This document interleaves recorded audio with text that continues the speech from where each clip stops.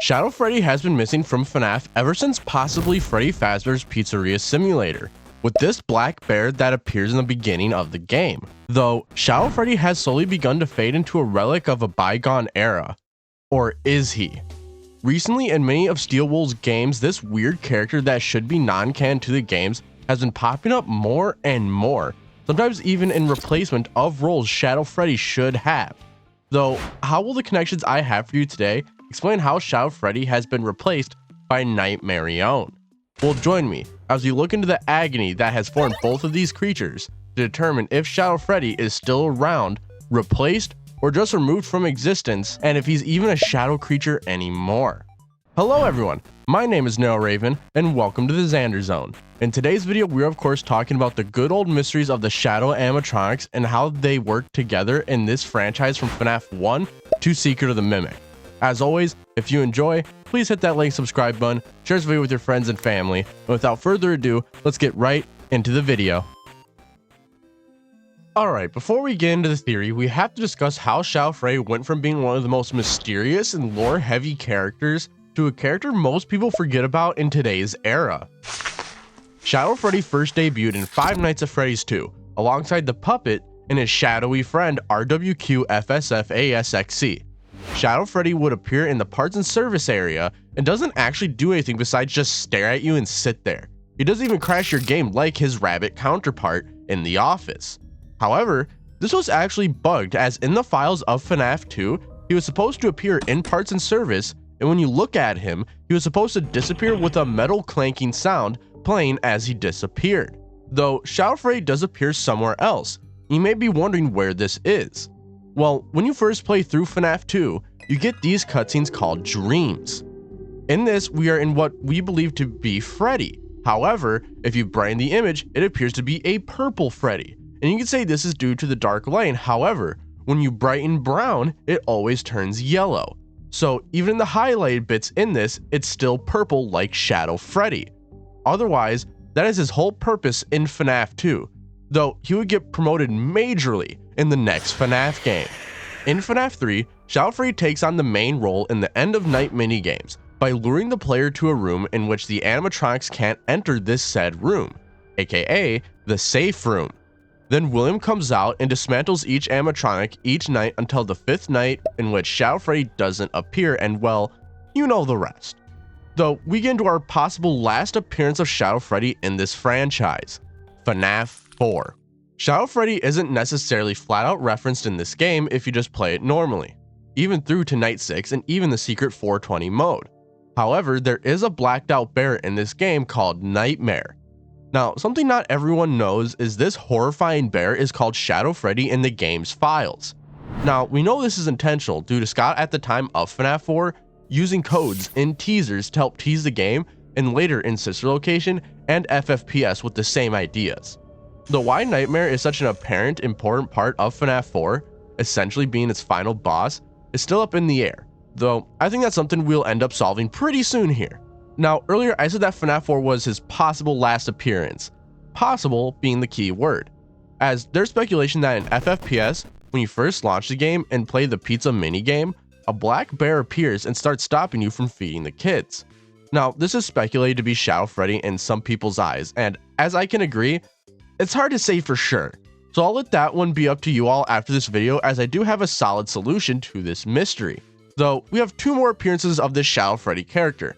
The next one is in UCN as Nightmare. I don't think I need to re-explain why this is most likely Shadow Freddy, as we already covered this with FNAF 4. Though, the last time we saw this character was in 2023. In the FNAF movie where Max is stuffed inside of a Shadow Freddy costume after being killed by Freddy Fazbear. Shadow Freddy doesn't really do much in this movie besides just sit there all dismantled, but maybe we'll see more of him in the second movie. Though now we can get into the juicy bits of this theory. Alright, so we have to touch up on how similar the puppet and Shadow Freddy are to one another in these games, as it's actually kinda scary. So first we have FNAF 2, and you're probably wondering, Raven, how can the puppet who sits in a box and Shadow Freddy who manifests in the parts and service have any similarities? Well, honestly, in FNAF 2 alone, you'd be completely right. Though, if we take a look at FNAF 2 and 3 together, we can piece together the start of this theory. In FNAF 2, if you die, you have a really rare chance to get one of 4 minigames, being Foxy Go Go Go, Save Him, Give Gifts Give Life, and Save Them. The one we'll be focusing on today is Save Them. In this death minigame, you awaken as Withered Freddy in the FNAF 2 location, and when you leave parts and service, the puppet greets you and you're meant to follow the puppet. Now, if you do follow the puppet perfectly, odds are you'll make it to the puppet's box, and maybe along the way you'll see Golden Freddy.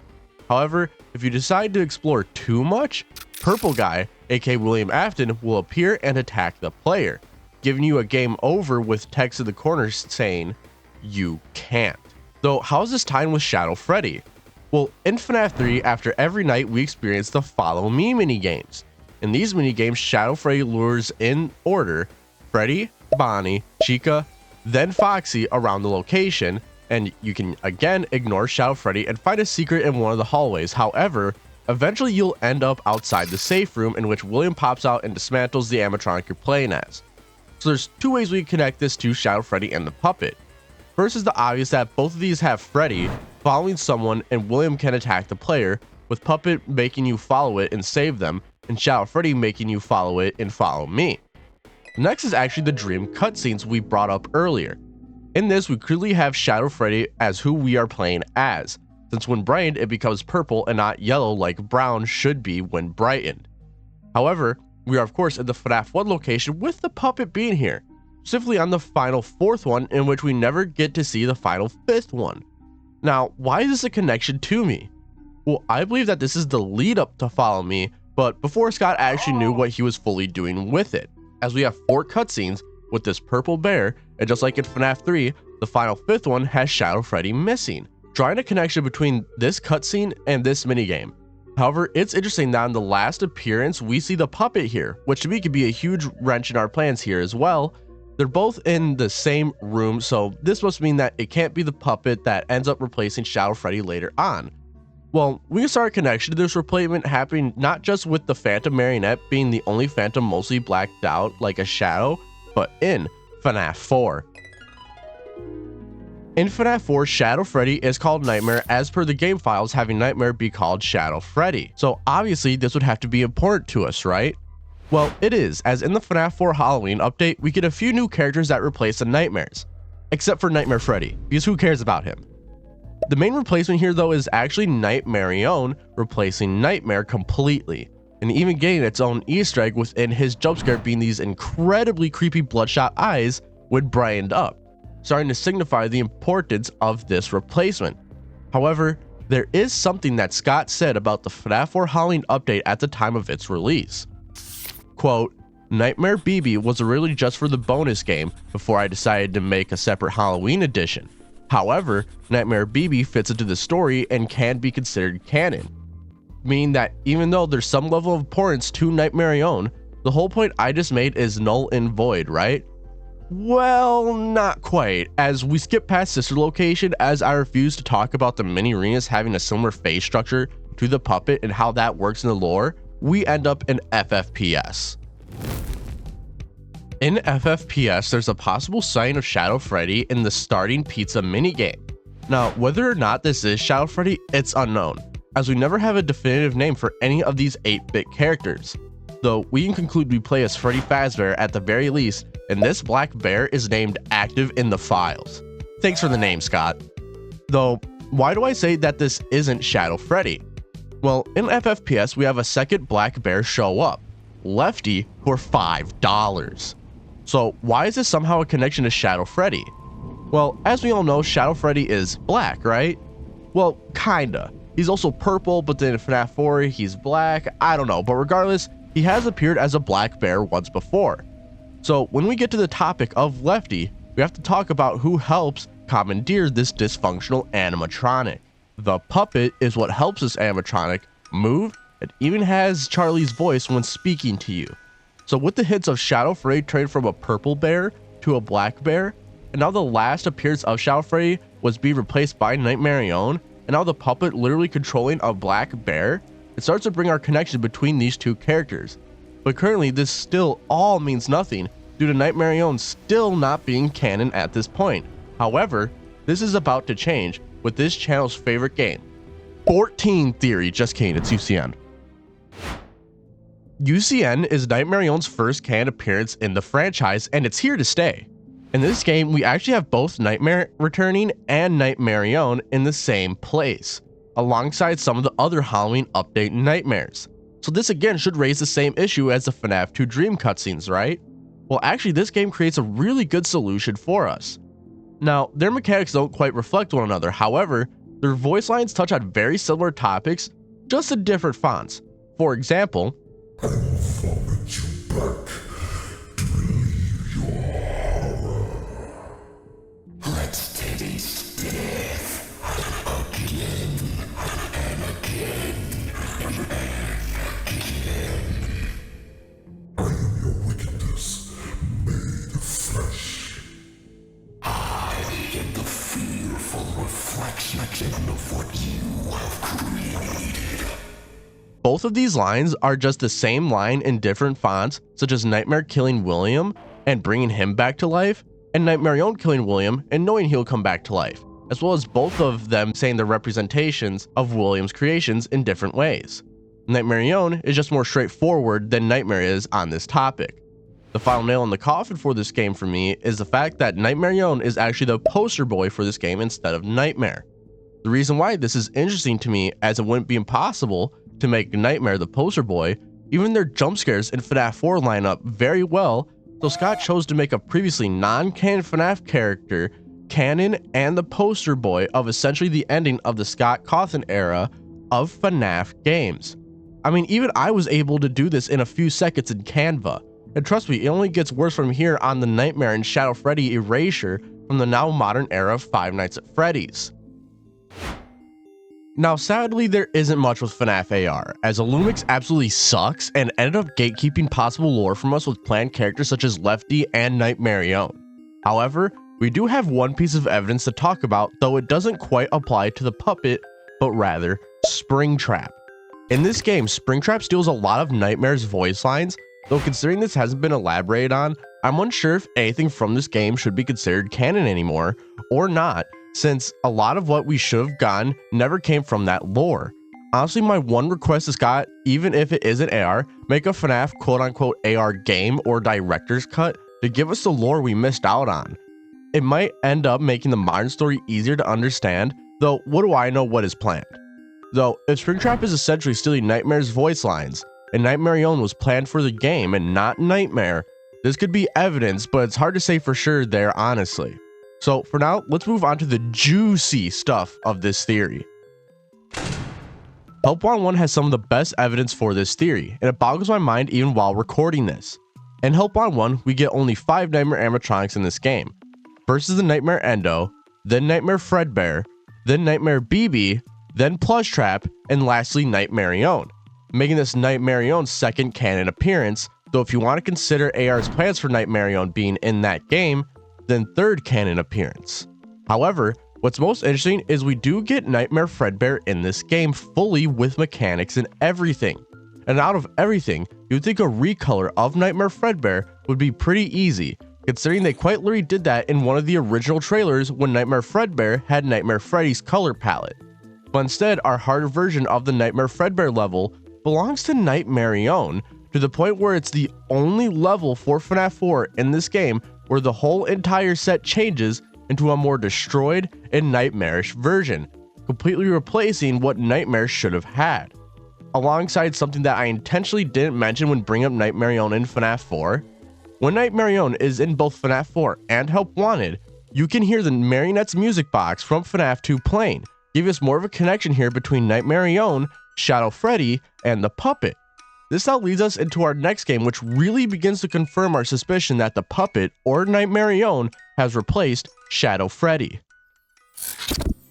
In Security Breach, Nightmarionne is everywhere in this game, such as hiding above you using a giant Freddy plush on top of some boxes, and many more locations throughout this game, always pointed to watch you when you're in that said room. This alone makes this twisted version of the puppet important, as even Scott said that during the development he told Steel Wool to put certain things in certain places, this very much being one of them. The locations for each of these plushies are outside of Monty Golf in the golf ball ride. near Rockstar Row on top of a big toy Freddy plush, in the basement of Bonnie Bowl on top of some boxes, and in the Endo warehouse as a collectible. There are currently 2 of these locations I mainly want to bring up. First is the one in the basement of Bonnie Bowl. Now, this isn't really much for our theory, but something I thought I'd bring up. While playing Security Breach looking for all the locations, I found it interesting that in this basement, there's 2 things to note. First is obviously the Nightmarionne plush above you on the boxes. However, in front of you is text that says SOS. Now, the reason that this is interesting is that many theorists have brought up how Fiona and Nightmarionne are close to one another, and with there being a Nightmarionne plush in a basement-like area with SOS on the wall, it really makes me feel like this is a F10N4 reference from Secret of the Mimic, where all she's trying to do is escape where she is. Though the actual meat and potatoes here is actually what Nightmarionne is called in this game. In the Endo warehouse, you can find a secret area with a lot of moon imagery, claw marks on the walls, and a single lone Endo in the center of the room. In front of it is a box, and in it is the Nightmare plush. Scott and Steel will quite literally just took Shadow Freddy's Nightmare version and slapped it onto Nightmarionne. This literally can't get any more direct than this with the replacement of Shadow Freddy with the puppet or Nightmarionne.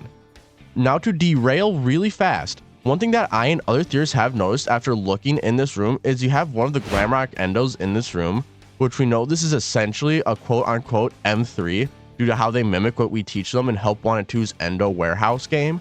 Though with the combination of all the moon imagery, if we're getting these hints with the Mimic and Moon, and plus the puppet being made by MCM originally, it could be possible that Nightmarionne has a connection to the Moon character and MCM. Though, to derail even further, there's something in Security Breach I noticed and I have no clue what or if it means anything, but thought I'd bring it up. In Security Breach, you would think there would be puppet plushies, and well, there is. However, I went through the whole Pizzaplex 3 times with other theorists, and there are only a total of 2 puppet plushies that I and others were able to find.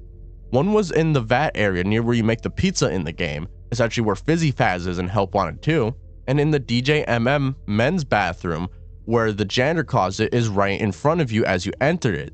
This one being for sure intentional, as you do have to go into this room to pull the lever for the DJMM boss fight. In case you're wondering about Fizzy Faz, one of the puppet plushies does appear in Help Wanted 2 in the same spot in Security Breach, making this also an intentional placement. Though honestly, I have no clue what it means, so let me know what you think in the comments. Now, Ruin doesn't have much new to say about the Nightmarionne character, as the plushies appear yet again around the place, and the collectible name for the plush is still Nightmare, doubling down on what they called it in Security Breach. That's pretty much all there is, and honestly, it's the same for Help Wanted 2, where it appears twice in the game, next to the main show stage in the non-AR area, and the Princess Quest 4 game behind a pillar. Now, I want to bring attention to Help Wanted 2, mainly the PQ4 Nightmarionne plush location. This is a character that's appearing not only in a virtual world, but in the physical world at the same time. Now, if this doesn't ring a few alarm bells, it will in a second. In FNAF World, Nightmarionne has a set of skills. Skills that is acquired from a long time. Skills that make it a nightmare for creatures like the Flan. The one specific skill I want to talk about is Fourth Wall, which only 2 characters in this game share. Anim Dude, who is literally Scott Cawthon, and Nightmarionne, which is very interesting to give Nightmarionne, unless this was the start of what is going on with this character all along. Nightmarionne was never canon, however, through digital imaginings of him such as in FNAF 4, FNAF World, Help Wanted, it slowly started to digitally manifest in the real world, something that the hand unit in the beginning of Help Wanted warned us of. You acknowledge that Fazbear Entertainment is not responsible for accidental digital consciousness transference, real-world manifestations of digital characters, nightmares, night terrors, night sweats. This is something we also know the puppet does in itself, as in Ticket to Fun, we can see the drawing of Charlie outside of Freddy Fazbear's Pizza, something we see in FFPS in the security puppet minigame that normally shouldn't be there. It's just a reverse of the roles here. Puppet digitally manifests in the digital world to tell us a story, and Nightmarionne physically manifests in the physical world to accomplish whatever it may be.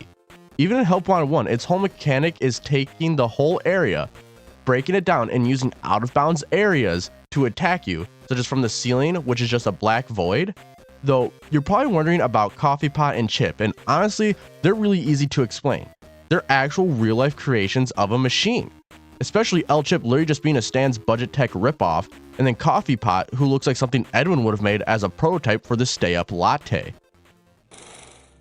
Now, my last piece of evidence for you all today is just the fact that Jackie starts to turn into Nightmarionne throughout its section in Secret of the Mimic, from losing its nose to look more like the marionette, to gain black tear streaks to look like Nightmarionne, and Jackie's jump scare sound having Nightmarionne's jump scare sound at the end of it. For example,